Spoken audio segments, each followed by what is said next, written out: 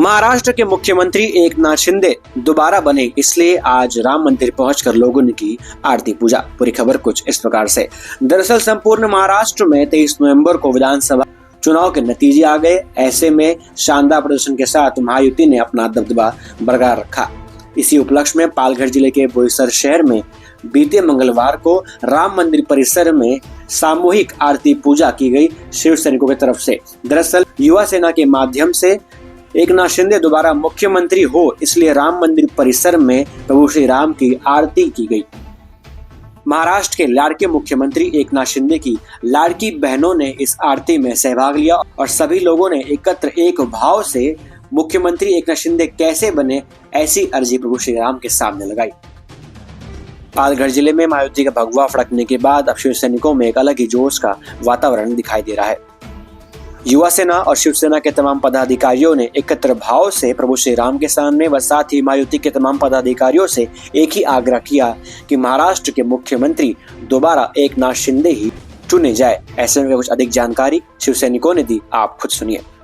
आमचे एकनाथ शिंदे साहेब आहेत आणि म्हणून त्यांना परत एकदा ह्या मुख्यमंत्री पदावर विराजमान व्हावे ह्यासाठी आजची महाआरतीचं आयोजन युवा सेनेच्या वतीने आज इकडे करण्यात आलेली आहे आणि म्हणून आम्ही सर्व एकत्र आलेलो आहोत। आम्ही हे देवाकडे साकडं घातलंय की परत मुख्यमंत्री एकनाथ शिंदे हेच परत एकदा मुख्यमंत्री पदावर विराजमान व्हावे ही सर्वांची इच्छा।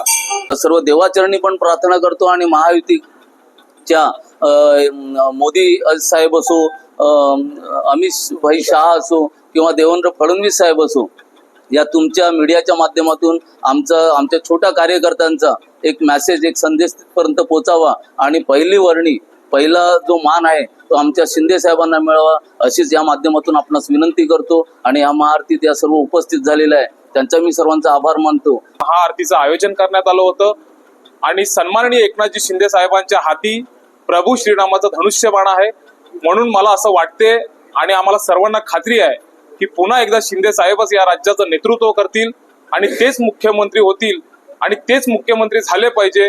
म्हणून आज आम्ही या ठिकाणी ईश्वरचरणी प्रार्थना केली आहे आणि पुन्हा एकदा येणाऱ्या काही दिवसांमध्ये शिवसेनेचा महायुतीचा भगवा या महाराष्ट्रावर फडकणार आहे आणि ते शिंदे साहेबांचं नेतृत्व संपूर्ण राज्याने स्वीकारलेलं आहे आणि त्यांच्या नेतृत्वामध्ये या ठिकाणी निवडणुका पार पडल्यात आणि म्हणून आमच्या सर्वांची प्रामाणिकपणे इच्छा आहे की त्यांच्या नेतृत्वामध्ये निवडणुका झाल्यात म्हणून त्यांनीच या राज्याचे नेतृत्व करावं आणि मुख्यमंत्रीपद हे त्यांच्याकडेच असावं, अशी आमची सर्वांची शिवसैनिकांची युवा सेनेची इच्छा।